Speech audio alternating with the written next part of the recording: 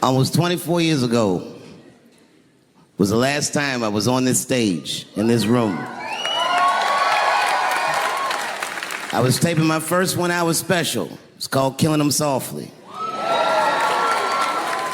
My girlfriend was sitting in that row, pregnant. She's now my wife. The baby that she was carrying, my first child, I smoke weed with that nigga now.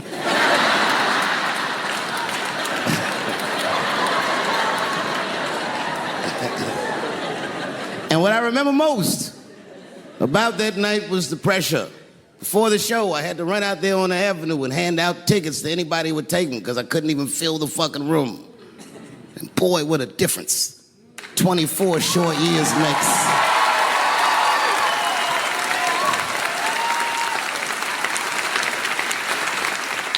And right before that time, my father had died. He never lived to see me do it. And when he died, I was inconsolable. I thought I'd never smile or laugh again. And the only thing that got me out of that space was a comedian friend of mine, the late, great Norm Macdonald. That's right. Shout out to Norm. And what Norm did, which I'll never forget, is he knew that I was the biggest Jim Carrey fan in the world. Now, I'm not going to go all into it, but Jim Carrey is talented in a way that you can't practice or rehearse. What a God-given talent. I was fascinated with him. And Norm knew that. And he called me up and he goes, Dave, he says, I'm doing a movie with Jim Carrey. Do you want to meet him? And I said, fuck, yes, I do. And it was the first time I could remember since my father died being excited. And the movie was called Man on the Moon. I didn't know any of this. And in this movie, Jim Carrey was playing another comedian I admired, the late, great Andy Kaufman. Yes, and Jim Carrey was so immersed in that role that from the moment he woke up to the time he went to bed at night, he would live his life as Andy Kaufman. I didn't know that. When they said cut, this nigga was still Andy Kaufman. So much so that everybody on the crew called him Andy. I didn't know any of that. I just went there to meet him, and when he walked into the room where we were supposed to meet, I screamed, Jim Carrey! And everyone said, no! Call him Andy. And I didn't understand. And then he came over and he was acting weird. I didn't know he was acting like Andy Kaufman. Just like, hey, how you doing? And I was like, hello. Andy? Now, in hindsight, how fucking lucky am I that I got to see one of the greatest artists of my time immersed in one of his most challenging processes ever. Very lucky to have seen that. But as it was happening, I was very disappointed. Because I wanted to meet Jim Carrey, and I had to pretend this nigga was Andy Kaufman all afternoon. And he was clearly Jim Carrey. I could look at him and I could see he was Jim Carrey. Anyway, I say all that to say, that's how trans people make me feel.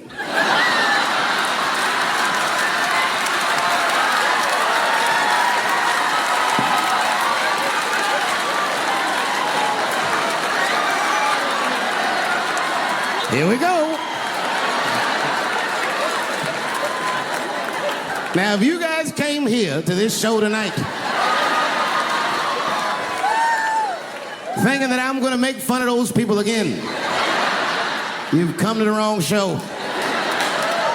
I'm not fucking with those people anymore. It wasn't worth the trouble. I ain't saying shit about trans people. Maybe 3 or 4 times a night, but that is it.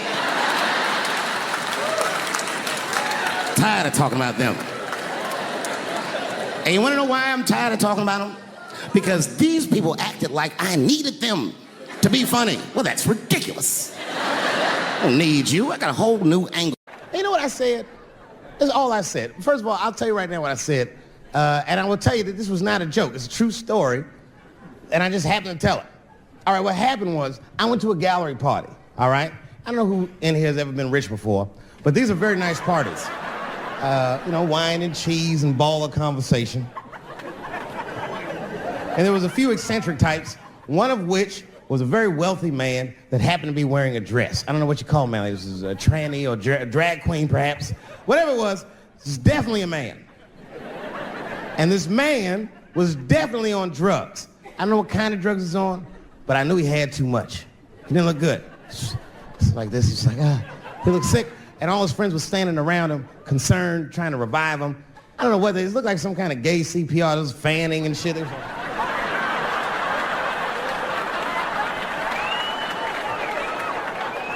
I saw all this from a distance. Now, I should have minded my own business, but I got curious. I was like, oh.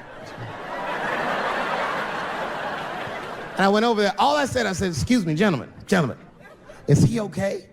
And then they looked at me like I was evil. Oh.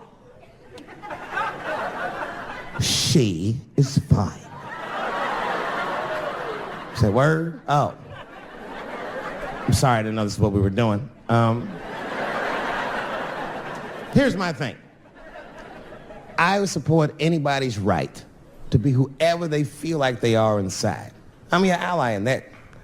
However, my question is, to what degree do I have to participate in your self-image? Is it fair that I have to change my whole pronoun game up for this motherfucker? That doesn't make sense. Seriously. If I put on an Argyle sweater and I'm like, hey everybody, I feel like a white guy in this sweater and I want some goddamn respect and a bank loan, that's not gonna work. Give a fuck how I feel, why should I give a fuck how you feel? Nigger is a pronoun. But there was no time for philosophical debate. This was an emergency situation. I said, fine. Sorry, guys. I was just worried because she looks terrible. She just fell off the bench. Appears that her dick is popping out of her dress. You mind if I call an ambulance, champ? I'd rather not be at a party where a tranny ODs. There's too many questions to answer.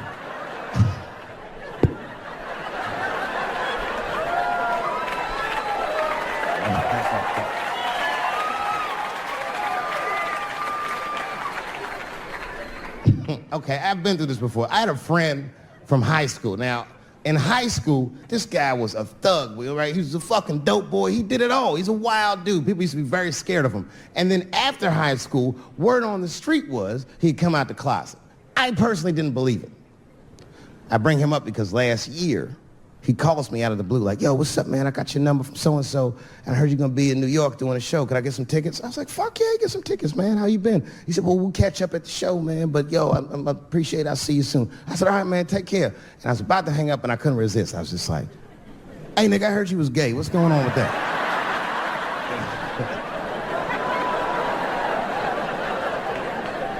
And I wish I didn't ask, because he sounded like he was dying to talk about that shit.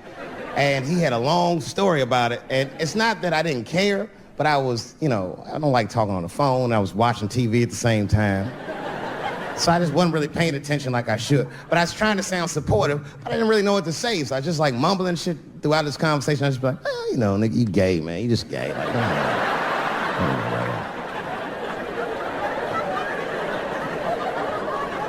This went on for a while, and then finally I had to say something like definitive to get him off the phone. And I was like, hey, man, you know what? Don't let people get you down, all right? And the next time someone tries to make you feel bad about yourself, just remember, everybody fucks funny to somebody.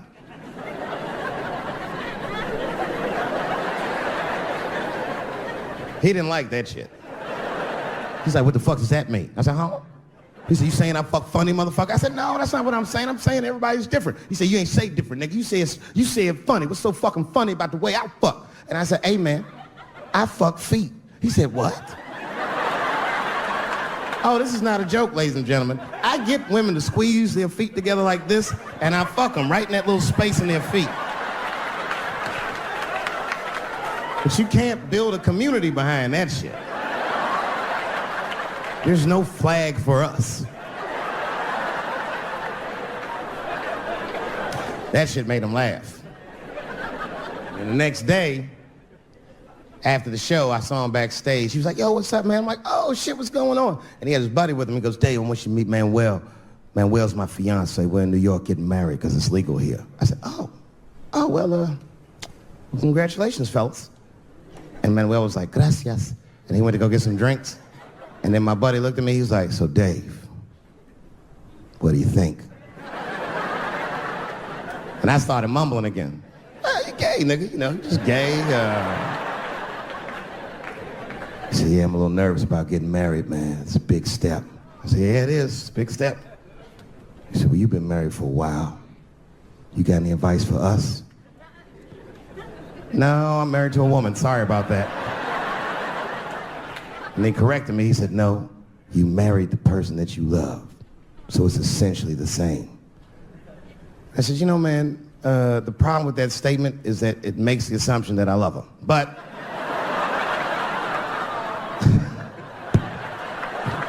you guys lighten the fuck up. Of course I love my wife. She laughs at this shit. As a matter of fact, she eats and spends this shit. You know what I told him? I told him, I said, you know what you should do, man? First of all, you shouldn't do it. I'm talking about being legally married. It's not that you're gay as much as just legal marriage is a fucking diabolical leverage game in the United States. I'm just being honest. Devoid of religious significance or the idea of love, marriage is nothing but an awful contract that you shouldn't sign. I'm just being real. Because you start out loving each other and then like 2 years later you're just building a case against one another for a hypothetical court date that may or may not ever happen. You throw being gay on top of that, that shit is explosive.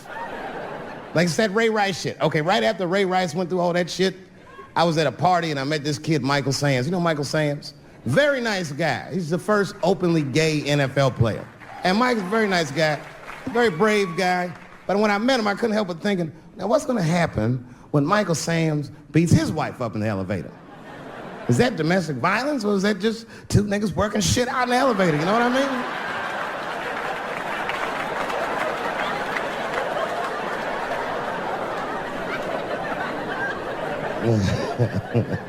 Anyway, I give all married men the same advice, gay or straight. Get a dog.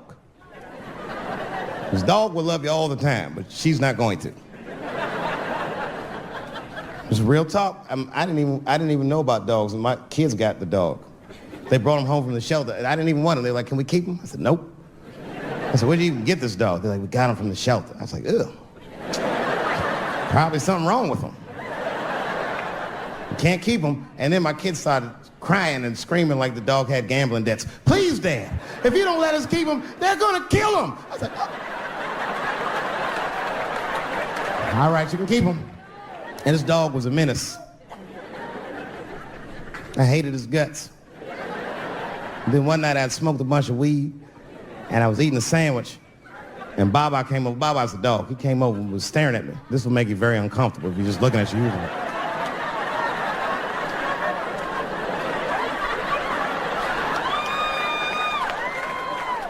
I had to give him a piece of my sandwich so he'd go away. And that's how we became friends. Now, if you see me walking down the street with Baba, I ain't got no leash or nothing. He walks right next to me. If I stop, he'll stop. And if I go, he'll go. And all my friends are like, yo, Dave, that shit is dope. How you train Baba to do that shit? I've never trained Baba. I'm just a messy eater. If I drop food and Baba's not around, all I gotta do is call him. Baba! He's a black dude's dog, so he doesn't come right away. He peeks first to see what's going on.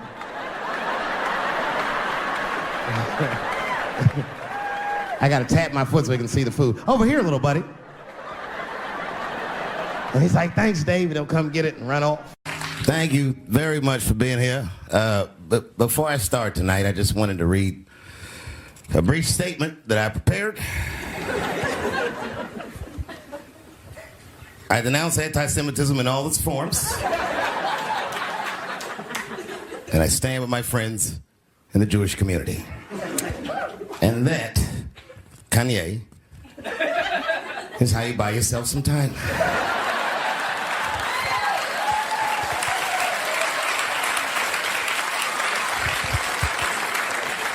I gotta tell you guys, I've probably been doing this 35 years now. And early in my career, I learned that there are two words in the English language that you should never say together in sequence. And those words are the and Jews. I've never heard someone do good after they said that.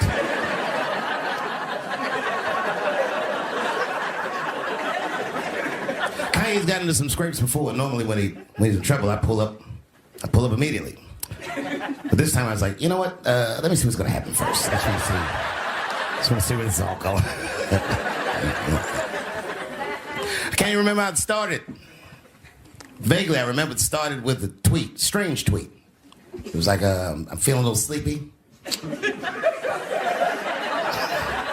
I'm gonna get me some rest, but when I wake up, I'm gonna go DEFCON 3 on the Jews. And then he just went to bed. I was up all night worried. What is he gonna do to the Jews?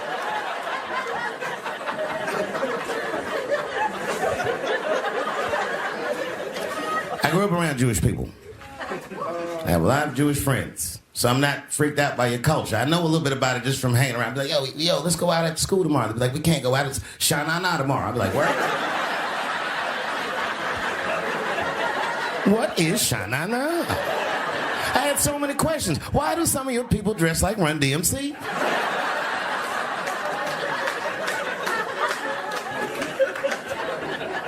When Kanye woke up from that nap, we went right to work. A year ago, I'd seen him on a podcast called Drink Champs. Great show. And it was an amazing appearance. Noriega and them were there, the rappers that I love, and they all had their gold chains and stuff on. And Kanye said, only millionaires wear chains. They said, what? He said, I'm a billionaire. Billionaires don't wear their money on their body.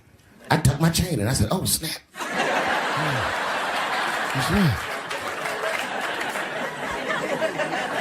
It was a good appearance. It was fun and funny. But when he woke up, he went on Drink Champs again. This time, he was on one. He was mad about something. He said, I can say anti-Semitic things, and Adidas can't trap me. Now what? Adidas dropped that nigga immediately.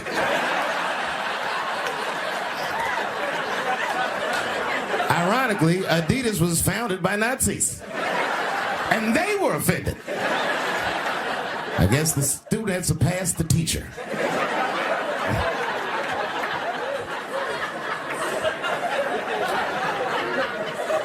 It's a big deal. He had broken the show business rules. This is a rule. You know, the rules of perception. If they're black, then it's a gang. If they're Italian, it's a mob. But if they're Jewish, it's a coincidence, and you should never speak about it.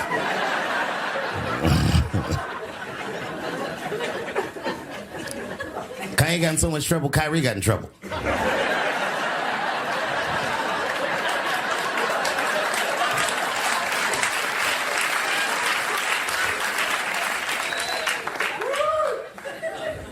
Kyrie Irving posted a link to a movie that he had seen on Amazon. No caption on the post or nothing like that. But apparently this movie had some, I don't know, anti-Semitic tropes or something. And it was some weird title like From Hebrew to Negro or something. And the NBA told me he should apologize, and he was slow to apologize. And then the list of demands to get back in their good graces got longer and longer, and this is where, you know, I draw the line. I know the Jewish people have been through terrible things all over the world, but you can't blame that on black Americans. You just can't. You know what I mean? Thanks for the one person that said that. A fair punishment would be he should just post a link to Schindler's List and y'all write your own captions.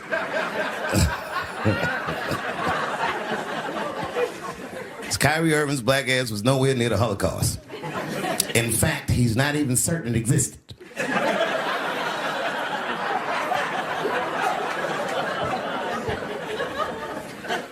I saw one news pundit screaming about Kanye. She said, mental health is no excuse for that type of language. Yes, it is, bitch. You can kill somebody if you're mentally ill. Listen, okay, I don't think Kanye is crazy at all. I think he's possibly not well.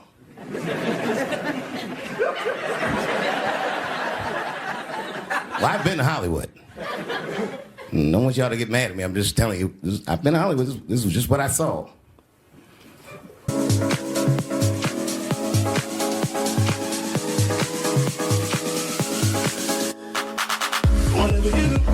Don't fall for me, don't Show trust in me, don't even lie for me.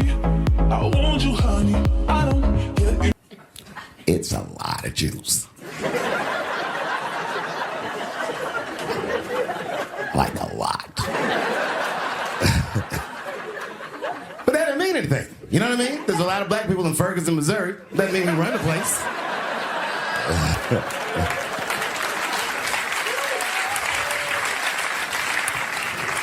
I could see if you had some kind of issue, you know what I mean? You might go out to Hollywood and your mind might start connecting some kind of lines, and you could maybe adopt the delusion that the Jews run show business. It's not a crazy thing to think, but it's a crazy thing to say out loud in a climate like this.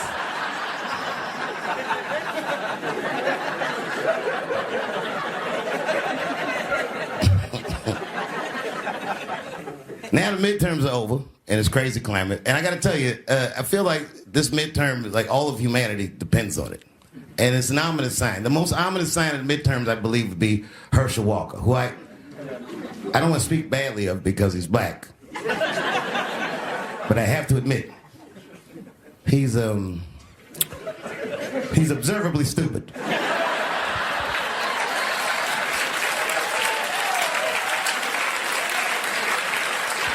Even when he's not talking, his mouth be open a little bit like.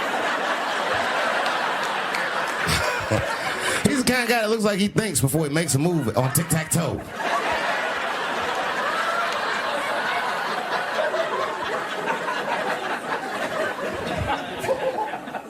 And I'm watching the news now, they're declaring the end of the Trump era. Now, okay, I can see how in New York you might believe this is the end of his era. I'm just being honest with you. I live in Ohio amongst the poor whites. A lot of you don't understand why Trump was so popular, but I get it, because I hear it every day. He's very loved.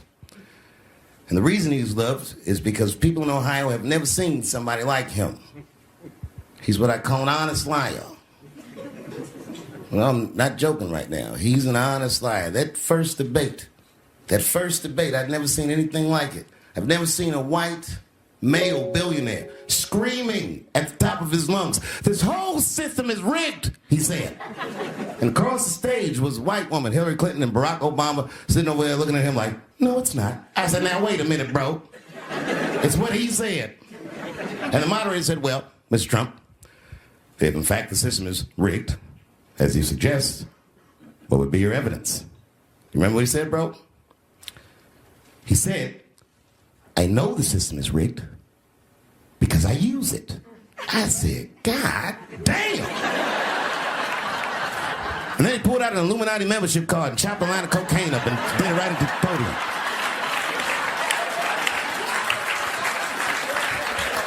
No one had ever heard someone say something that true. And then Hillary Clinton tried to punch him in the taxes. She said, "This man doesn't pay his taxes." He shot right back. "That makes me smart."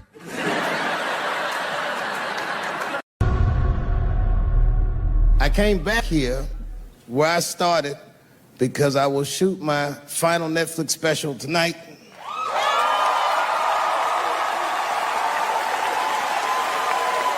That's right. And after this shit, it's time to make America wait again. I've done too well. You know, if you black in show business and do too well, it's scary, nigga. Like, you gotta get the fuck out of the casino while the getting's good, while you're still winning. If you don't walk away from the table, that's how niggas get Kevin Harted. You already know. That's my man. I'm just saying, if he got a sex tape out, well, it's just a matter of time for me.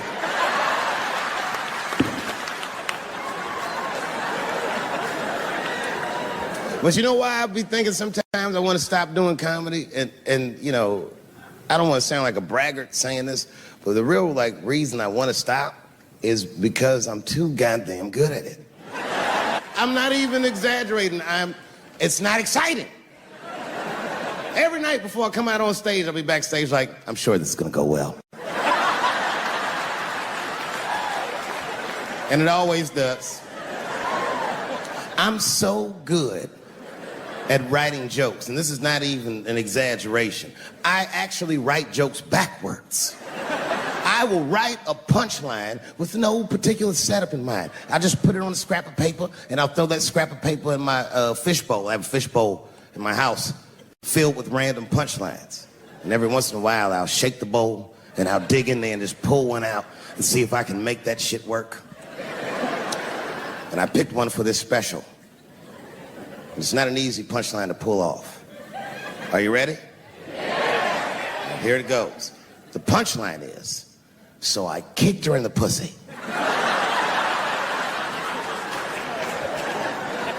I haven't finished the joke yet. I just know whatever happens in the beginning of the joke, at the end of the joke, for some reason, I'm gonna kick somebody in the pussy. And it's going to be hilarious. And you know what's weird?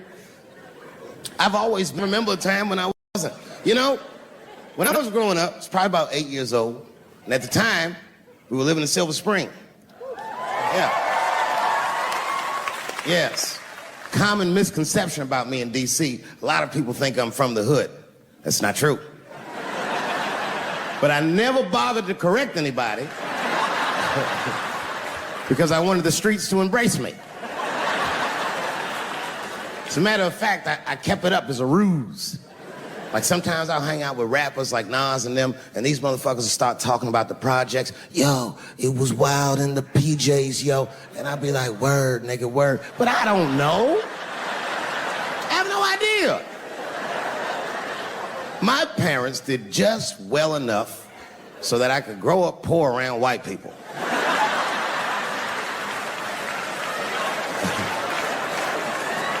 And to be honest, when Nas and them talk about the projects, nigga, I used to get jealous because it sounded fun. Everybody in the projects was poor, and that's fair.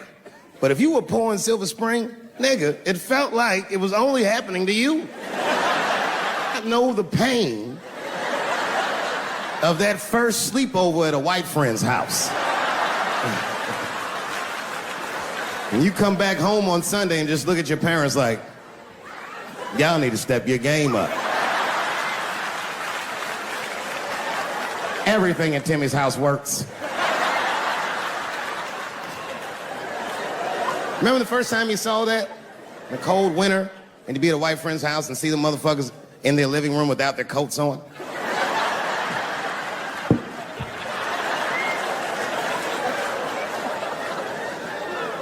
Timmy was one of my first white friends, like, in my life, man. He's a good dude, too. He moved to Silver Spring from Utah, of all places. I guess his family was affiliated with that Mormon church they got down there, and me and him used to hang out. And one day I was at his house, we were just hanging out, and Timmy says, Dave, why don't you stay for dinner tonight? I said, oh, man, I'd love to, but I can't. If I'm not home before dark, my mother will kill me. That was a lie. My mother had several jobs. I hadn't seen her in like 3 or 4 days. At that point in my life, it was my experience that white dinner wasn't delicious.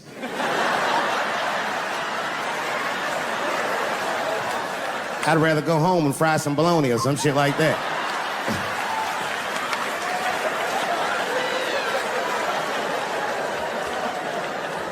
But then old Timmy threw me a curveball I wasn't expecting. He said, oh, it's too bad you can't stay, Dave, because Mom made stovetop stuffing. I said, what the fuck, stovetop? Well, hold on, nigga, let me make some phone calls real quick. I had seen that commercial so many times, I had dreamt of getting my hands on some of that stovetop stuffing. And finally, I met a motherfucker that actually had a box of stovetop in the house. I couldn't miss this opportunity, so I pretended to call my mother. And then I came back and I said, Timmy, you're not gonna believe this, great news. Mom said I can stay. And he said, fantastic. He said, why don't you come with me and we'll help set the table and then we can say the blessing. I had no interest in setting this motherfucker's table or saying these crazy ass Mormon prayers. I just wanted that goddamn stuffing. My hands first. My plan was simple. Wash my hands slowly, and by the time I'm done, the table will be set, the blessing will be said, and all that there will be left to do is eat. Went to the bathroom. I washed my hands very slowly. I must have been in there for about 10 minutes. And suddenly, one of his mothers came to the door.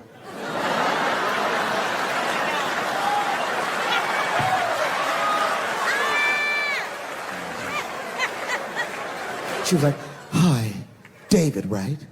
I said, "Yes, ma'am." She said, "Timmy tells me that you're planning on staying for dinner."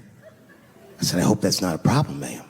She says, "No, it's no problem. In fact, we'd love to have you. It's just that we weren't expecting company. And I'm afraid there's not enough stovetop stuffing for everybody." So I kicked her in the pussy. Bam! Ladies and gentlemen, I told you I'm dope, nigga. I told you what I was gonna say and you still didn't see it coming. And that's why I make the big bucks.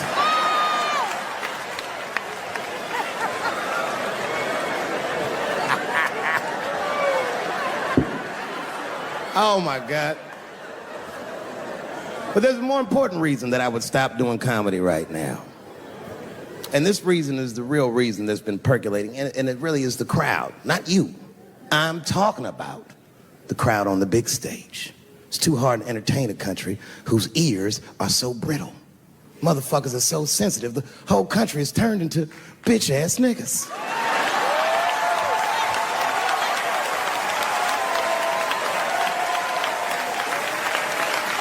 Everything you say upsets somebody. You know, I can remember when it all started. It was when I was doing Chappelle's show. When I was doing Chappelle's show, I used to do the show, and then on the weekends, I do like concerts and shit like that. So I'm doing a concert, and there was a couple in the front row. Beautiful couple. The wife was obviously Asian. You could see it in her face.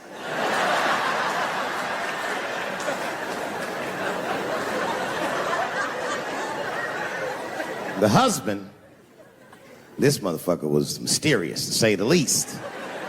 Couldn't quite pinpoint where he was from. Caramel-colored fella, very nice hair, but he could have been from anywhere. Bangladesh, Mexico. I can't guess with a nigga like this.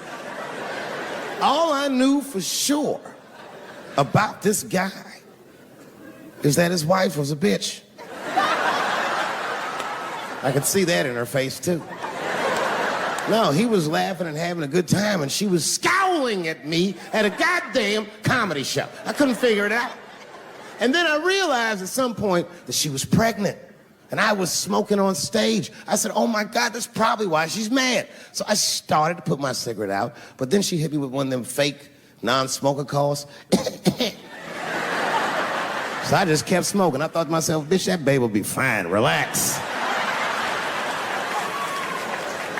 And I tried to break the tension. I just asked her. That's all I said. I go, "Hey, where are you guys from anyway?" And I could tell that she was on to me. She goes, very condescendingly, she says, "I'm from California. If you're asking my ethnicity, I am Chinese." He was like, "I'm Mexican, bro." I said, "Well, I'm sorry if I offended you by asking, but you're a very beautiful couple. And miss, there's no question that you're going to give birth to the hardest working baby this world has ever seen."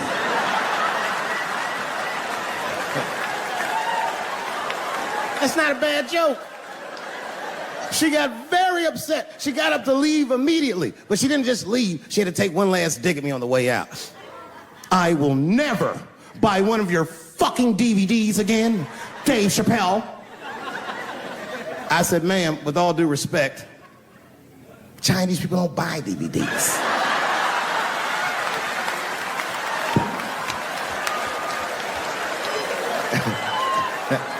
And the crowd went crazy. We were all laughing, having a good time. I didn't even think anything of it.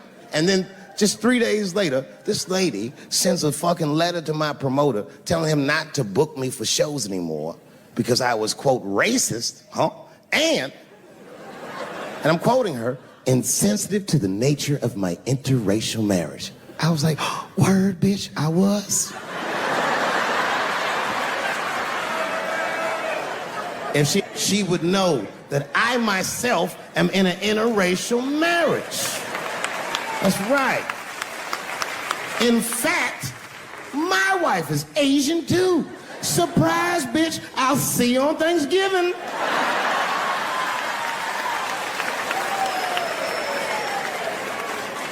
But my wife's not Chinese. She's Filipino. That's right. And our kids are Puerto Rican somehow, so there you go.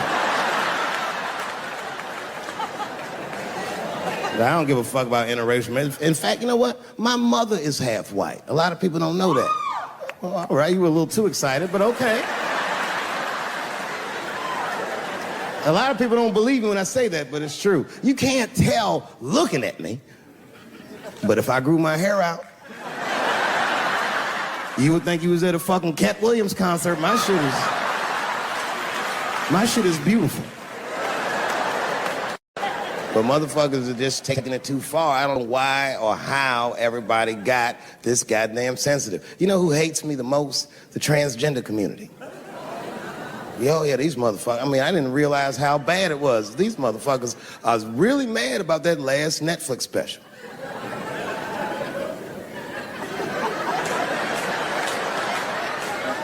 It's tough, man. I don't know what to do about it, cause I like them. I always have. Never had a problem with them. You know, just fucking around.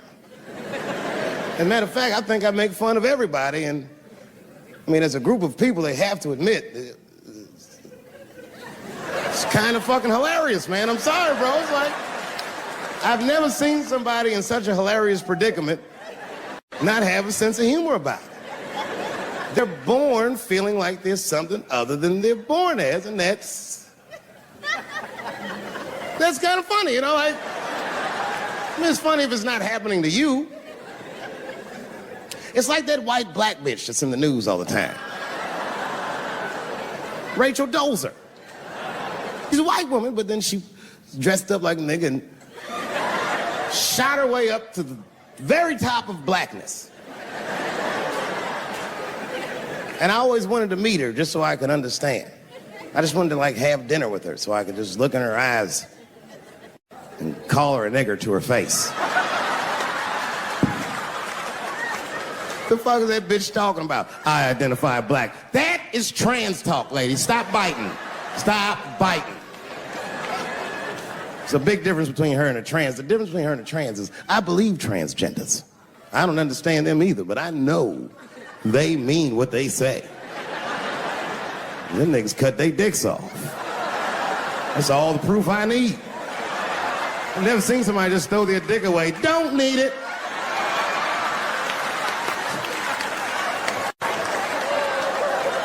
I don't understand, but I believe you and I support your decision, motherfucker. But how far is Rachel willing to go? What is Rachel willing to do so that we blacks can believe that she believes she's actually one of us? Bitch, are you willing to put a lien on your house? Invest in a mixtape that probably won't work out?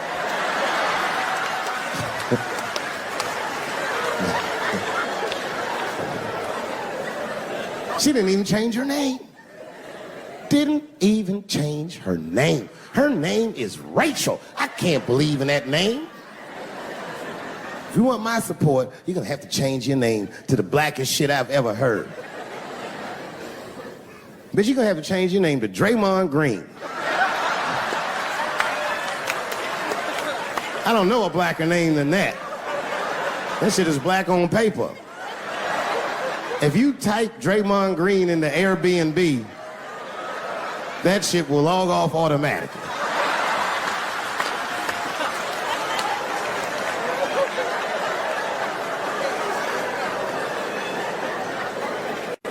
You know, people get mad, bro.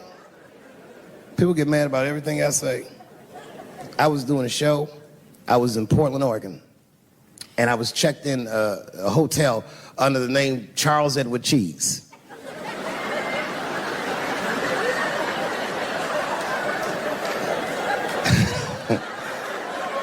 I came back, and there was a note. It was like a letter on my desk. It was addressed to Mr. Cheese. So obviously, I'm going to assume that whoever wrote this letter must be an intimate friend of mine. This is not some kind of name that a person would just guess. But then I open the letter, and it turns out I don't know this person at all. It's a fan letter. You know, I'm not even used to the idea that I have fans, but I'm grateful for it. And even though I'm grateful for fans, I don't read those letters. Be nice if I did, but realistically, it's like, what am I, Santa Claus, nigga? I don't have time for this. Like, got shit I want to do. I'm trying to chill. Read all these dreams and wishes from strangers. But I read it. I'd already opened it. So I just read the whole letter. And you know what, man? Whoever wrote this letter truly loves me. I mean, they were really fucking nice in the letter. And then they described to me what it was like to come to the show, how excited they were, how much fun they were having. And then they said that when I got to my jokes about transgenders, that they were, quote, devastated. Because it turns out that whoever wrote the letter was transgender. Now, I'm going to be real for a second. You got to understand, I never feel bad about anything I say up here.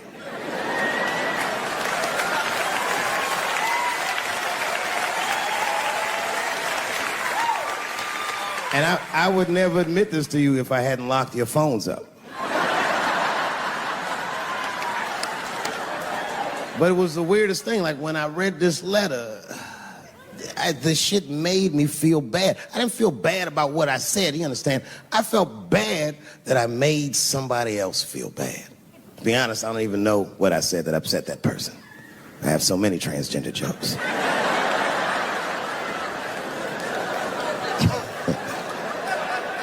But I feel like it was probably this joke I'm about to tell you right now. And it's not even that bad of a joke. It's a true joke. I mean, it's not true, but I had read in the paper that Caitlyn Jenner was contemplating posing nude in an upcoming issue of Sports Illustrated. And I know it's not politically correct to say these things, so I just figured, fuck it, I'll say it for everybody else. Yuck. Oh, sometimes I just want to read some stats. I don't know why you're gonna cram some man pussy in the middle of the sports page like this. I just didn't think that was the place for it. But I wasn't saying anything like Caitlyn Jenner's a bad person. I'm not mad at her for doing it. Not even mad at Sports Illustrated. If I'm mad at somebody, I'm probably just mad at myself. You understand? Because deep down, I know that I am not strong enough to not look at those pictures.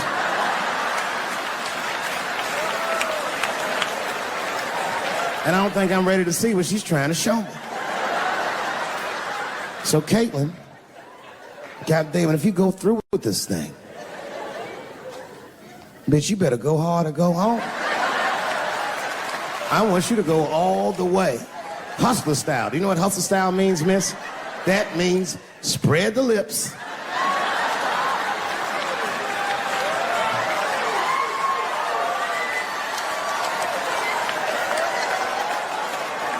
I hope she spreads her lips and there's an itty bitty dick inside. Ah! The show is behind the curtains.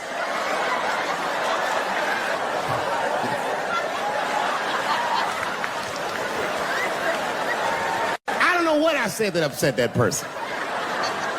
But I'm gonna tell you something.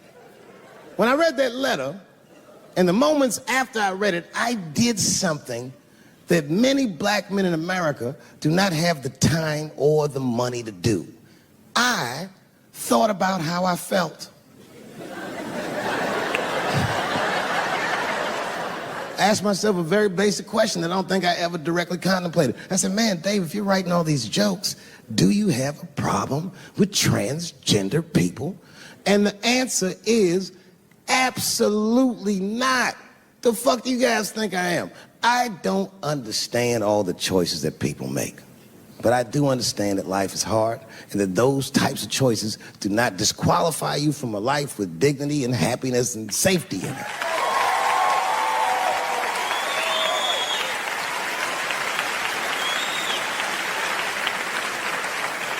But if I'm honest,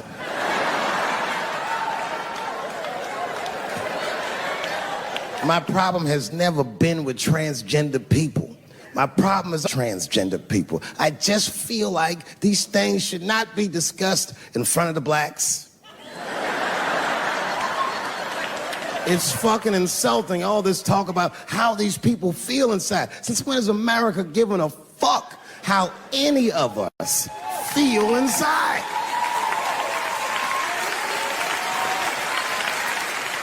And I cannot shake this awful suspicion that the only reason everybody is talking about transgenders is because white men want to do it. That's right. I just said that. If it was just women that felt that way, or black dudes and Mexican dudes being like, hey, y'all, we feel like girls inside, they'd be like, shut up, nigger. No one asked you how you felt. Come on, everybody, we have strawberries to pick. It reeks of white privilege. You never asked yourself why it was easier for Bruce Jenner to change his gender than it was for Cassius Clay to change his fucking name?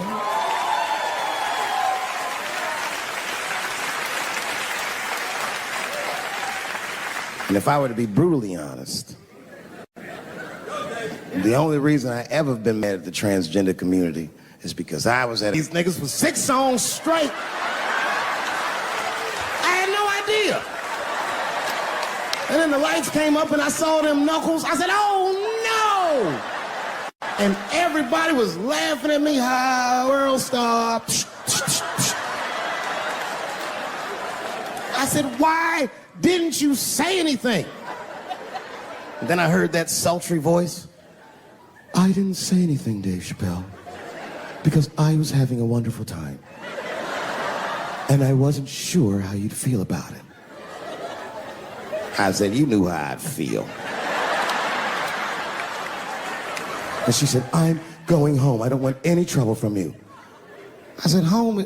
It's only 2 songs left. I mean, we might as well finish tonight. And we ended up having breakfast together. Oh, grow up. That doesn't make me gay. I just titty fucked her. His titties are as real as any titties in L.A. It's 2 o'clock in the morning. I was just borrowing a little friction from a stranger. Whoops.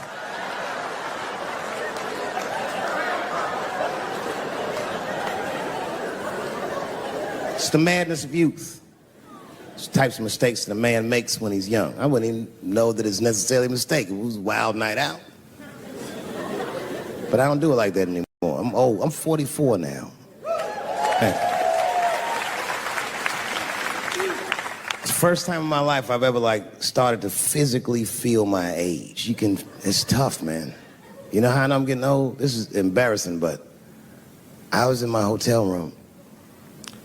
I'm not gonna lie, I was jerking off, and I was really sweating it out.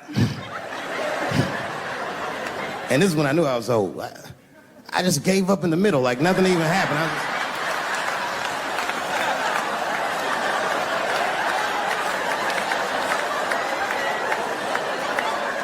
I don't like looking at my dick anymore. My dick looks distinguished. It's old, an old looking dick. It's got salt and pepper hair all around it. My dick looks like Morgan Freeman in the 90s. Without the dots. My dick narrates. Dave pulled me out and started jerking me around and jerking me around. But not with the same vigor as when he was young. He and I both knew nothing was... I see my age in my children.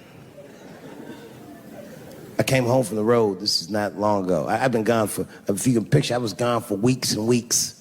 And when I came back, nobody was home. Now, one person in my family thought that maybe I'd like to see them when I got back. They knew when I was coming back, but they just weren't home. And that shit was a wake-up call. You know, when my kids were little, and the tour bus would pull up to the house, these motherfuckers would spill out. Dad is home, hooray! And they'd hug me and kiss me, and then as the years went on, they'd get less interested. Hey everybody, look, it's Mr. Promises back from the road.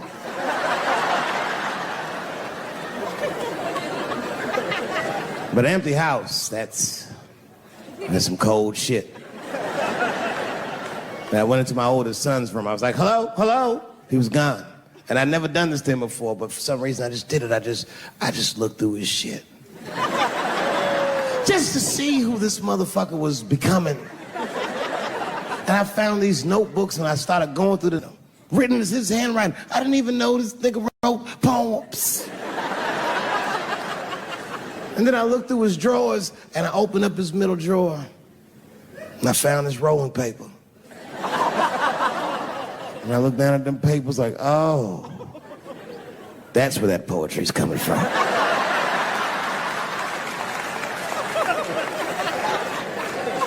And that shit broke my heart. I mean, I smoked weed, but I mourned my son's innocence. And I cried a little bit. And I took his papers upstairs to my room. Rolled some weed that I'd hid from the family. And I got really high. And then I got paranoid, so I put his papers back how I found them. So he wouldn't know what I was up to.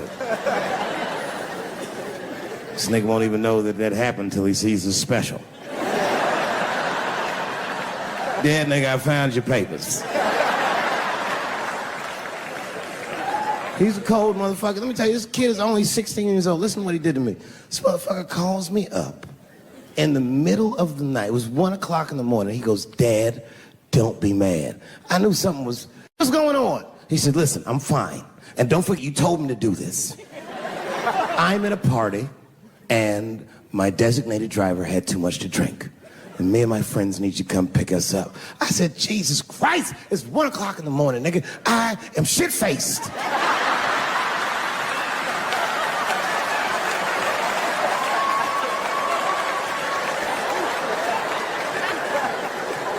But I figured, fuck it, it's better me than some kid. I might as well roll the dice and go pick my nigga up. I said, all right, I'm coming to get you.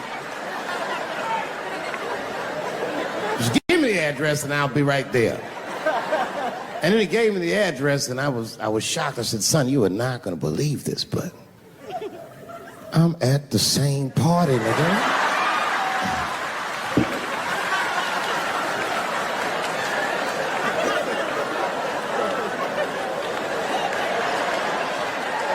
They grow up fast, don't they?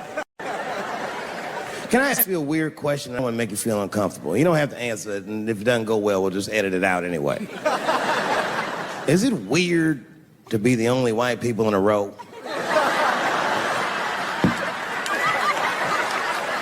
Is it weird? I mean, you can be honest. Does it feel strange? Are you worried at all? Give me your money, motherfucker. I'm just fucking around. This guy got ice in his veins. He didn't even buckle. You know, like many black men my age, the first time I voted was 8 years ago. Right. I saw Obama on TV and said, oh, I'm voting for this nigga. I remember the day I voted for Obama. I voted in Ohio, and my vote matters in Ohio. Ohio is a battleground state. But when I pulled up to the polls, all the soldiers were in line. There were so many black people in that goddamn line, I didn't even know it was a polls. I thought it was a check cashing place. And we were hugging each other, and old people were singing hymns and spirituals. J Verdict times 10 or some shit. I've never seen black people that happy. 8 years later, I'm pulling up to the polls again. This time I'm driving a brand new Porsche because the Obama years were very good to me.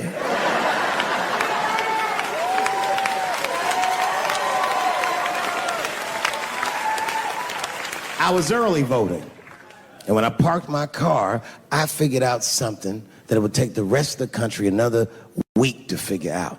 I understood that Donald Trump was going to be our next president because in Ohio, unlike D.C., you could see the results in the parking lot.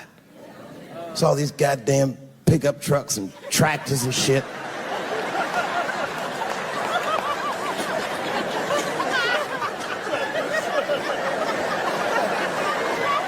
And then I walked up and I saw a long, long line of dusty white people.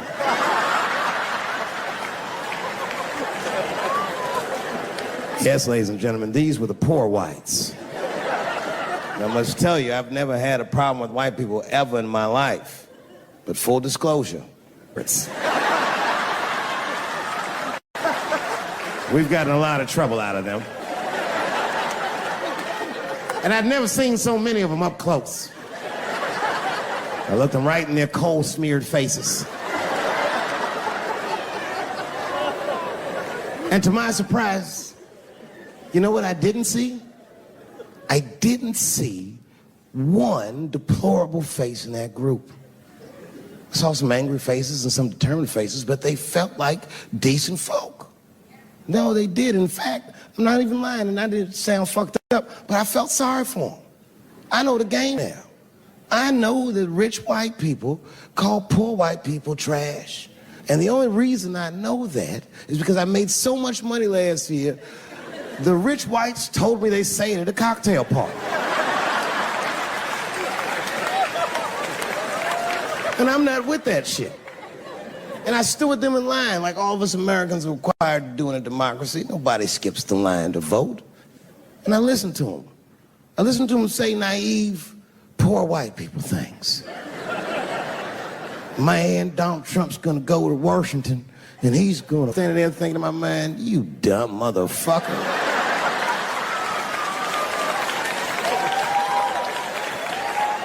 You are poor.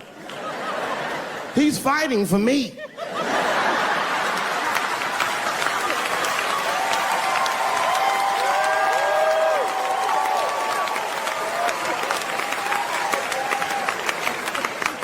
And they all looked at me. They could tell who I was voting for just as easily as I could tell who they were voting for. But do you guys know what we all had in common? Not one of us, not a single one of us, looked like we felt good about what we had to do in that booth. We were just doing our goddamn duty. Yes, I voted for Hillary Clinton. Of course I did. I voted for her because I liked what she said vastly better than I liked what he said. But to be honest with you, at that point, that shit was like watching Darth Vader do the I Have a Dream speech. That bitch is mean as hell. She'd already Karate Kid swept Bernie Sanders' legs from underneath him. Boy, it was hard voting for that shit. But it was the lesser of the evils. I know you were a Clinton supporter, Miss. I am sorry for her. But it didn't feel as good as it should have. She was gonna be our first woman president. They were gonna make coins out of this bitch.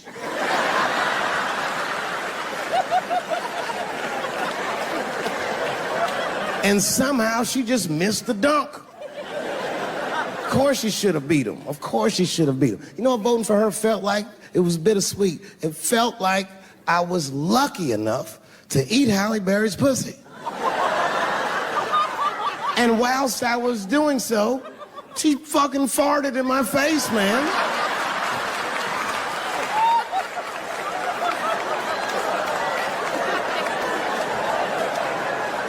You understand, I'd still do it. But boy, I wish she didn't fart in this great nation's face. I voted that day, and then that same day I flew to New York City. I had work. That night I was in a comedy club in New York, and I said to an audience almost exactly what I just said to you. And I didn't know that there was a journalist in the room. And this journalist wrote an article. The headline of the article said, Dave Chappelle is an avid. Yeah, I had no idea the paper said that. And you know how I found out? My wife called me from Ohio the next morning in a goddamn panic. David, what the fuck is going on in New York? I said, I'm being good, but what have you heard?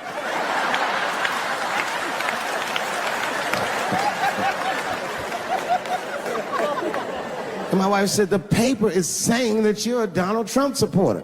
I was like, whew.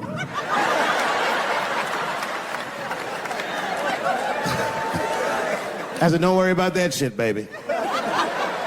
Nobody in their right mind would believe that. And she said, no, David, people believe it. And then she started reading the comments to me. Oh, they were terrible. All these black people calling me all kinds of Uncle Toms and shit. I should tell you, buddy, this is a very serious allegation from one black to another. I was incensed. Uncle Tom? How am I Uncle Tom, nigga? You the one that reads The Observer? Anyway, all this shit goes down around, and now Trump is the president, and I'm hosting Saturday Night Live.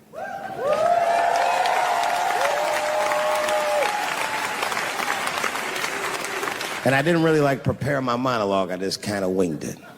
And at the end of the monologue, I don't even remember what I said. I said something like, fuck it, we're historically disenfranchised, and we're gonna give him something about we're gonna give him a chance if he gives us a chance. I don't know what I said, but whatever I said, I really wish I didn't say that shit. It was not worth the trouble. Now I walk into the barbershop and all them black people just be looking at me like, yo, Dave, what's up with your boy? Yo, nigga, yo! Not my boy. Because I don't care if you're a Republican or Democrat, if you support him or not, any objective person is going to have to admit that this motherfucker is having a terrible go of it. It really is. We've had presidents before that have done bad jobs, but this shit is worse than a bad job. It's scary to watch. Holy shit, it's like seeing a crack pipe in your Uber driver's passengers. The fuck is wrong with this guy? Yo, he is lunching, nigga. I watched Donald Trump in a press conference, and this motherfucker had all the media gathered, and this nigga literally asked the media to their face to stop finding shit out. I was like, yo, this motherfucker is bugging. And then, I'm not even making this up, his lips started sweating. His lips. Have you ever seen a motherfucker's lip sweat? What the fuck is wrong with this nigga's lips? It's like if you're on a plane, right? You ever been on a plane? I get scared to fly. I do it all the time. I be scared on there. And sometimes the plane will hit turbulence. And then I get nervous. But I always look at the flight attendant, and she looks calm, and it makes me feel calm. But if that bitch's lips were sweating, it's terrifying. Like, yo, nigga, why are your lips sweating? What do you know? And then, I'm not even making this shit up. This motherfucker grabbed the podium, he goes, you don't know how scary the things I read in my briefings are. What's that, bro? That's bad leadership. Even as a parent, you think I'm gonna sit my kids down? Hey, little man, come here real quick. I just wanna holler at you for a second. Yo, I'm 3 months behind on the rent, nigga, and I am worried. Very worried. I'm gonna go to school and have a productive day, nigga. I was just thinking out loud, getting some shit off my chest. I'm like, what the fuck are you doing, bro? This is bad, man. Jesus Christ. All this motherfucker's ideas sound like high people ideas. Like he doesn't think these things through before he tells us. He just tells us what he's thinking as soon as it occurs to him. This shit sounds nuts. I'm gonna go to China and I'm gonna get those jobs from China and bring them back here to America. For what, nigga? So iPhones can be $9,000? Leave that job in China where it belongs. None of us want to work that hard. The fuck is he thinking? Because I don't want to make them shits. What the fuck are you doing? Stop trying to give us Chinese jobs. I am going to bring back coal. Coal? I'm not even exaggerating. I have never in my life even seen a fucking lump of coal. I honestly don't even know what coal is for. If you're gonna have motherfuckers digging around in the dirt looking for shit, find me some truffles, nigga. That's what I'm about. And these truffle prices are getting out of control. If it gets any worse, I'm gonna be back down to regular butter like everybody else. Terrible, terrible job. This motherfucker hit North Korea with rap battle threats. Fire and fury, like, yo! Yo, what are you doing?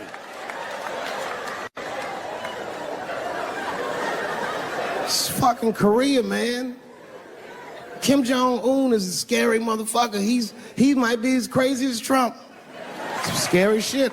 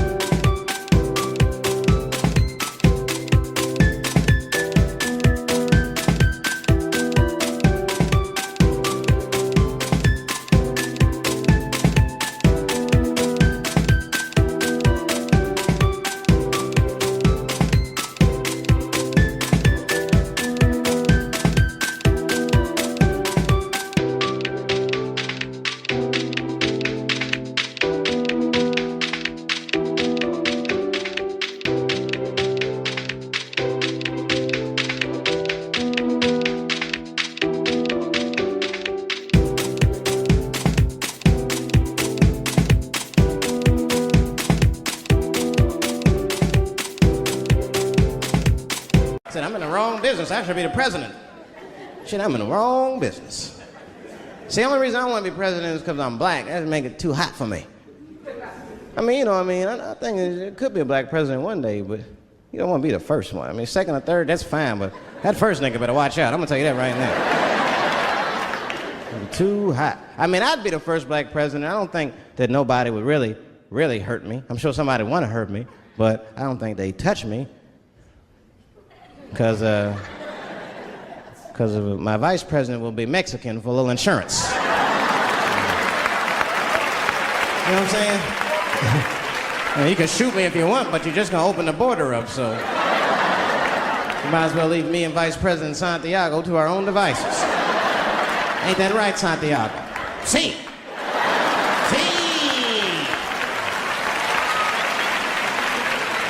Elian can stay.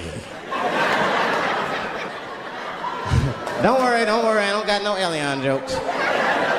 All I'll say about Elian is thank God he's Cuban. Because if he was Haitian, you'd have never heard about his ass.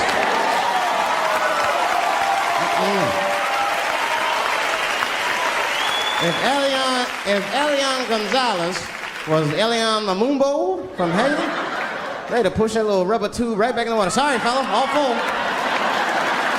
Good luck.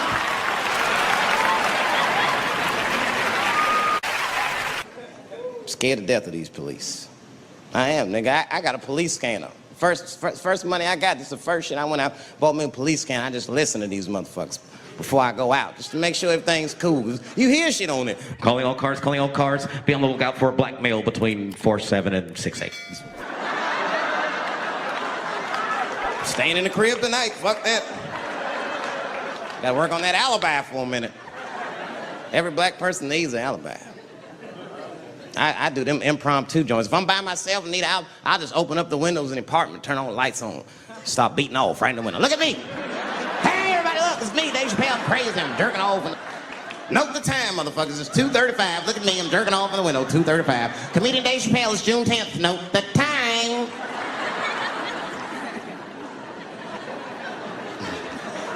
That shit could save my life. Officer David Chappelle couldn't have done that. I saw him in his window masturbating from 2:35 to 2:37. I'm certain of it. He was standing on a clock and holding a calendar and today's paper. Fuck, I need an alibi. I can't be no celebrity. This shit is just the worst. I'm seeing it. I see why stars are crazy now. These motherfuckers. I went to Disney World with my kids, which is a big deal for me. I don't get to see my kids so much. I do Chappelle's show 20 hours a day. Sleep for like half an hour, raise my kids for 10, 20 minutes, and I go back to work. Now, this particular day, I got to hook up with the kids. We went to Disney World. Everybody at the park. Fucking everybody. Hey! I'm Rick James, bitch! Hey, I'm Rick James, bitch!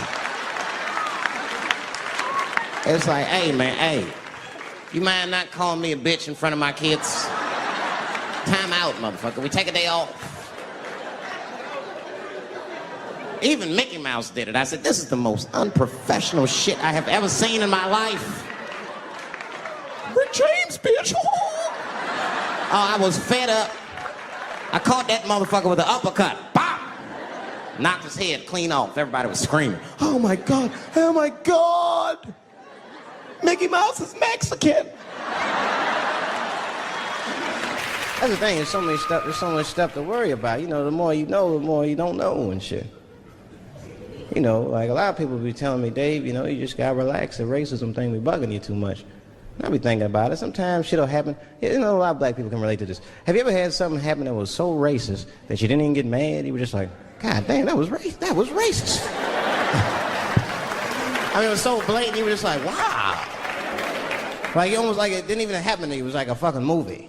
That was like you was watching Mississippi Burning. Wow. That happened to me. I was in Mississippi. I was in Mississippi doing a show, and I go to the restaurant to order some food, and I say to the guy, I say, I would like to have, and before I even finish my sentence, he says, the chicken. I said, what the fuck? I could not believe it. Could not believe that shit. This man was absolutely right. I said, how did he know that I was gonna get some chicken? I asked him, I said, how you know that? How did you know I was gonna get some chicken? He looked at me like I was crazy. Come on, buddy. Come on, buddy. Now, everybody knew as soon as you walked through the goddamn door, you're gonna get some chicken. There's no secret down here that blacks and chickens are quite fond of one another. And then I finally understood what he was saying, and I got upset. I wasn't even mad. I was just upset. I wasn't ready to hear that shit. All these years, I thought I liked chicken because it was delicious. Turns out I'm genetically predisposed to liking chicken. I said, what? I got no say in the matter. That guy ruined chicken for me. I'm scared to eat it in public. I want somebody to see me and say something. You know what I mean? Like, you be eating some chicken.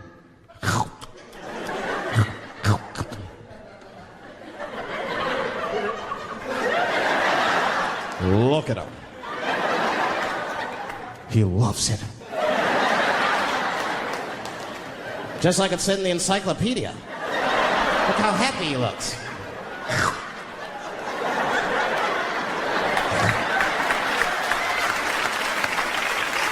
Sometimes the world be too much to deal with. That show business be crazy. That's where the cultures really collide. Show business bring a lot of races together. Sometimes it works, sometimes it don't.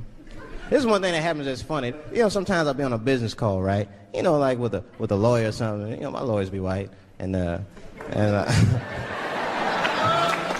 we'll be on a call, right? And they'll be like, "Oh, okay, Dave, we're gonna close the deal. Is that fine with you?" I'll be like, "Yeah, that's good for me." Great. You have a good weekend, Dave. I'll be like, "All right, you too, man. Peace." Oh, all right, bye-bye.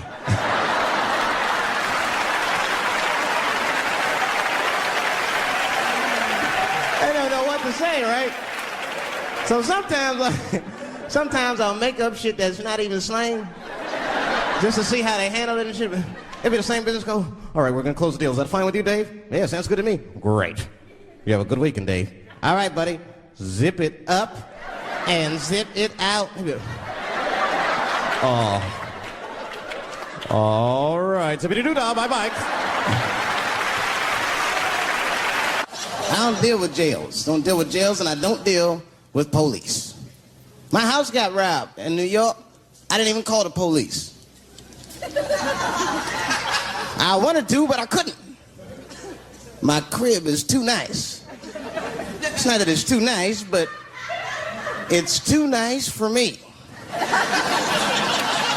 You know how the police are in New York. Soon as I open the door, they'll be like, oh, he's still here. Open and shut case, Johnson. Apparently, this black guy broke in and hung up pictures of his family everywhere. Never seen anything like it. Don't deal with them, man. I had to bail a friend of mine out of jail one time. You know, that was horrible. I was scared. I had to walk right into the belly of the beast. I tried to look as non-threatening as possible. Hi. I'm here to bail out my buddy. Oh, okay. Well, while you're here, you do fit a description. If you'll walk this way, we can process you. That'd always get us. It's fitting those damn descriptions. Now, I could be bitter and blame all the police, but no. I'll tell you who I blame. It's those sketch artists.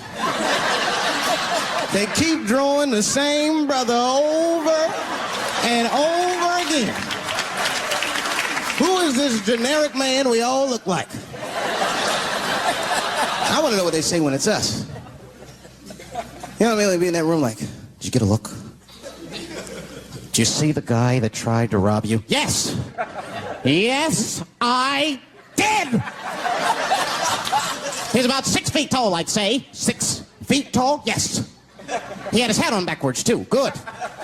That's good stuff. Hat was on backwards. Yes.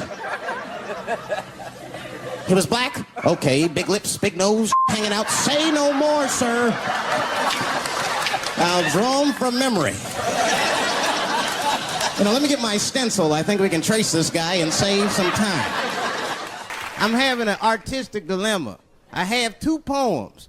One poem is older, and one poem I just wrote backstage. Which one would you like to hear? Wait. How many for the old one? How many for the new one?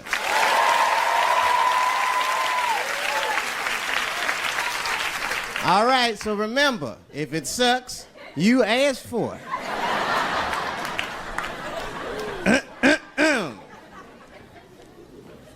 One night at 3 a.m., I went to the corner store. I forgot why. Oh, that's right, I wanted a bite. I had the munchies because I was high. The store is owned by Mr. Fong, and every day he sees me, he does me wrong. He's Korean. Now, I'd never say I hate all Korean people. I haven't met all Korean people. That hate talks for savages. But even though I don't generalize, I do percentages and averages. So far, I hate 1 out of 5 Korean people I've met so far. So I come in the store. Hello, Mr. Fong, I say. And he just scowls at me and growls at me. Buy something. Hurry up. Now look, I'm not stealing in the least, but if you're shopping and you know someone's watching you shop, that shit'll make you look like a thief.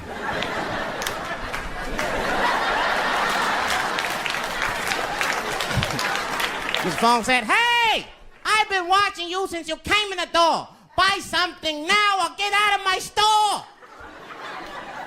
Now, I couldn't take it anymore.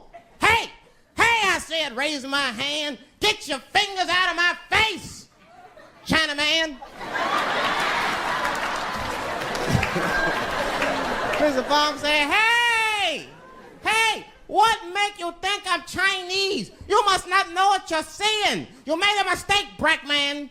Mr. Fong is Korean. Now I was wrong. I said, Mr. Fong, I'm sorry to offend by mistaking your race. But you gotta admit, if it was a Chinese lookalike contest, your ass would place. You're a dead ringer for a Chinese. But don't be mad at me. I didn't mean to offend you in the least. You know, some people say all black people look alike. We call those people police. Thank you. One time racism saved my life, man. I was on a plane. I was coming from overseas, and I don't know how this guy got a machine gun on the plane, but he stood up, man. He said, "Everybody, get on the fucking ground! Nobody look at my face!" I started freaking out. Because he was Chinese, I was like, why is he talking like that?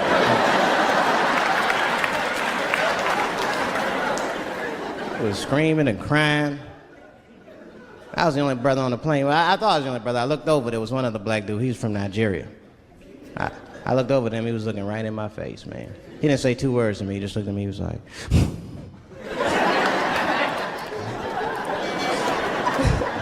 He didn't need to talk, I knew just what he was talking about. I looked right back at him, I was like...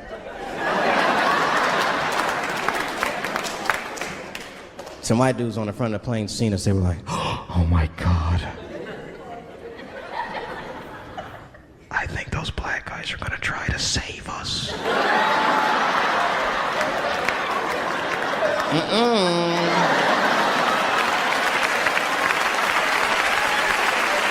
We were just communicating that we understood the situation. We were both seeing the same thing. What we understood was simple. Terrorists don't take black hostages. That's the truth. I have yet to see one of us on the news reading a hostage letter. They is treating us good. We all chilling and shit. I'd like to give a shout out to Ray Ray and Big Steve and send some Newport.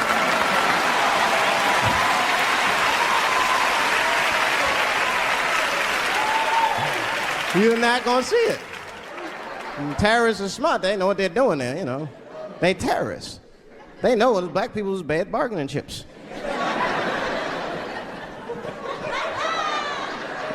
They called the White House. Hello? We have got 5 black... Hello?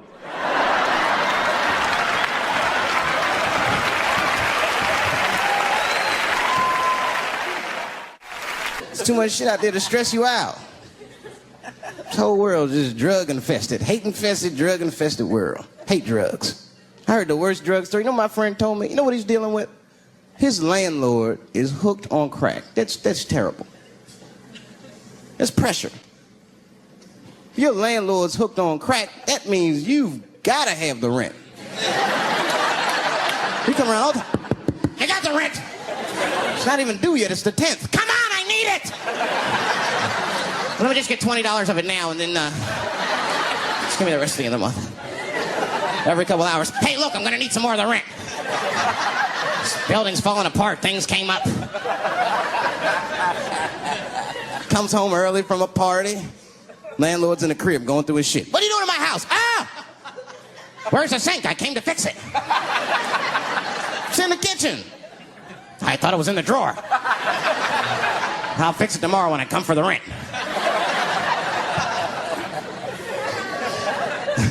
You know what I hate about drugs? I hate when like people my age and older get hooked on crack. I hate that shit. You're too old to be experimenting with the drugs at a certain point. You should be past that. You ain't doing it by a certain point, you just miss it. Drugs are really for old people anyway. You 75, you've earned the right. Shit, if I was 75, I'd do coke, heroin, everything. I wouldn't give a fuck. I'd be walking down the street, they'd be like, boy, that old man is tripping.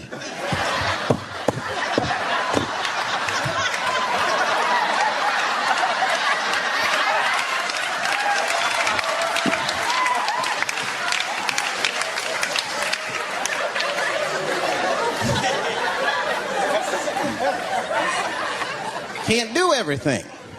Maybe weed. If you're gonna do something, do a little weed. Smoke some. Weed's not as bad as everything else.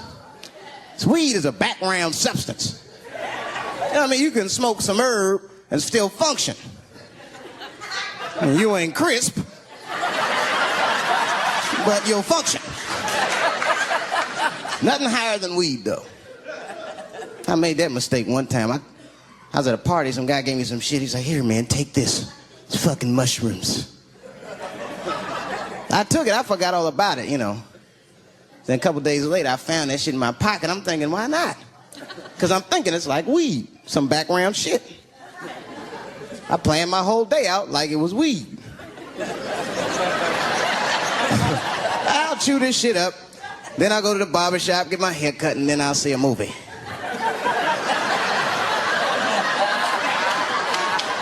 I chewed it up.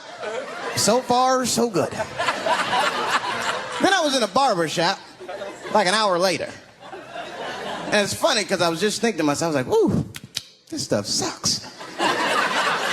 Tastes like athlete's foot. I feel sick, but I'm not really high.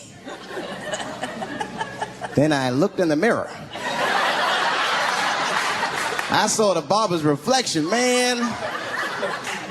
It looked like a big penis was cutting my hair. I freaked out. I started talking to myself, Dave, calm down. You're on drugs. This is what drugs do. Okay, you know that there is no way that a penis can cut hair. But I started freaking out, man. I just couldn't take it anymore. I jumped out the chair, half my hair was cut, I didn't care. I didn't, I just gave a barber a handful of money. It was weird, the balls opened up. Anyway, I ran home, man. I ran home as fast as I could. I was tripping. I looked at the clock, it was 2:42. I was like, damn, 2:42? I gotta sober up. I had never been this high this early. I took a shower, I was still high. I said maybe music will do the trick. I listened to every CD I had, I was still high. Exercise, that's what I'll do. I ran around the block 4 times, still high. Took a nap, woke up, fucked up. I looked at the clock, it was 2:43. I said, God damn. I've been accused of having sex with a girl I did not have sex with before, and let me tell you something, that shit is infuriating. You ever go through that, you know, it'll make you crazy. You be screaming at your best friends, I didn't touch that bitch, nigga, I'll kill you. Fuck you, nigga, I'll kill you. Please believe me. Please believe me.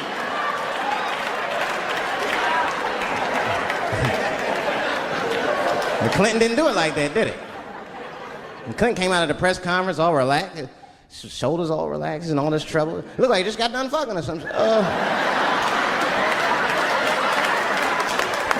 Listen, let me tell you something, America.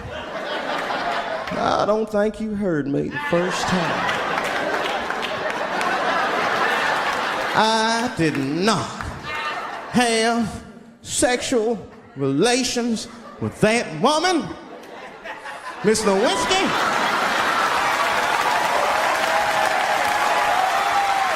You know he did it. You know he did it.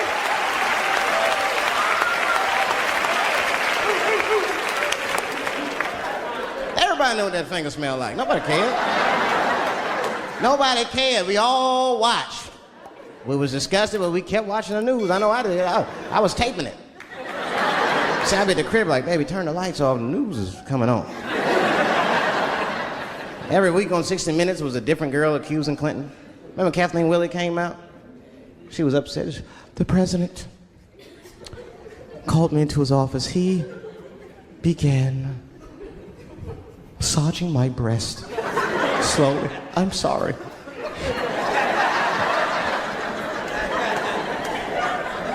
And then he placed my hand on his genitals.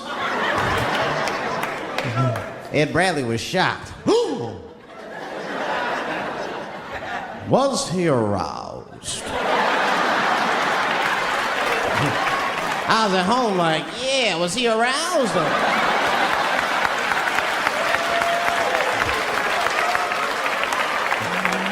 And then Ed Bradley looked right in the camera. He said, don't bust that nut yet. We'll be right back.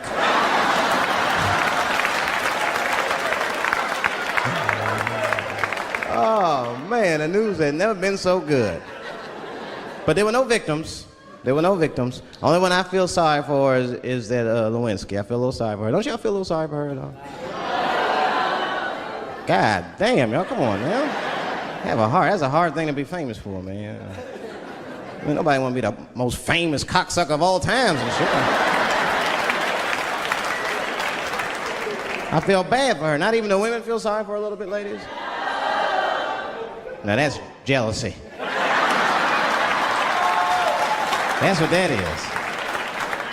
I mean, come on, y'all. That's one dick that girl sucked. It's gonna haunt her for the rest of her life. Long after she spent that money up, that's still gonna haunt her. And I know there's a lot of women in here with at least one dick they regret. And I bet you it wasn't a president's dick. I bet she worked at Kenny Shoes or Safeway or some shit like that. Don't go judging her. Don't go judging her. See, we gotta stop judging people. That girl was young, and she made a mistake that young girls make. She wanted to fuck a powerful man, period. That's as far as she thought it through. She wasn't thinking about how powerful the president was. She didn't have no wisdom. An older woman would have helped everybody. An older woman would have been in there, you know, you should lower taxes. You know what I'm saying? Do this song. You know, this is my grandmother used to sing that when she cleaning up. That's a Negro spiritual. Black work song. Not everybody know about that. I know. See, white people, you guys might whistle when you work. You dig? But that's how you can tell what kind of work we're actually doing.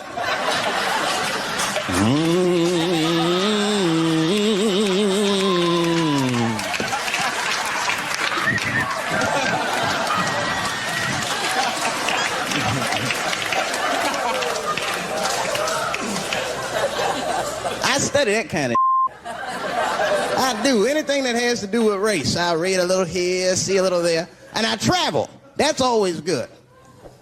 Traveling has made me a racism connoisseur, if you will. You know, it's different from region to region. Anyone ever been down south? So you guys know what I'm talking about. Now, the racism down there is just... it's perfect. It's due to a perfection. It's comfortable. It's out in the open. There are no secrets in Mississippi. Everybody knows the deal. Morning, nigger. Morning, sir.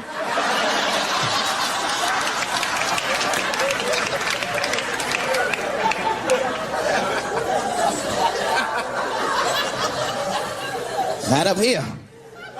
You hit the big cities, man. It's different. It's always a secret. And we should do like them. We should keep our shit out in the open, then a little. I mean, with limits. You don't want to say whatever comes to your mind. That might be a little much. White dude be walking down the street minding his business, and the brother walk up to him. Hello, you white oppressor, you slave master rapist of Africa. Why, hello, my big lip spear chucking friend. Touche, hunky. So, Whitey, what did you do today, huh? Oppress a new land and make the people there Christians against their will?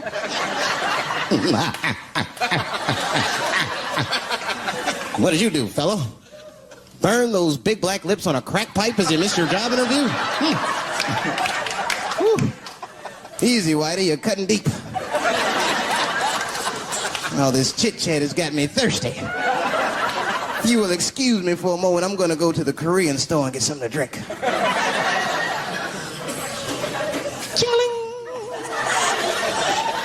Hello. You slanted-eyed, ruining the economy in our neighborhood by opening stores and taking the money out the community. Chink. Wow. Good afternoon, you browse around but never buy anything, suspicious looking nigga. After a while, that might be too much.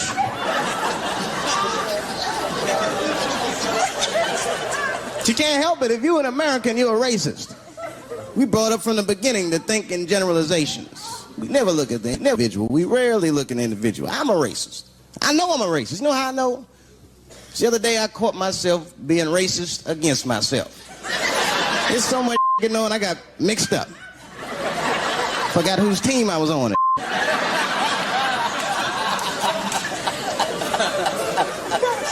One time I was reading the paper, man, this story came on about this guy was suing a department store because they wouldn't let him play Santa Claus, you know, because he's black. And I was actually like relieved when the department store beat him. That's bad. But I wasn't ready for that. I wasn't ready for the idea of a black Santa Claus, man. That would suck. So we wouldn't get our presents to the 28th, 29th. Sorry I'm late, kids. Santa got caught up with some in Vegas. I had to sell some toys to get back, shit. Where them cookies at?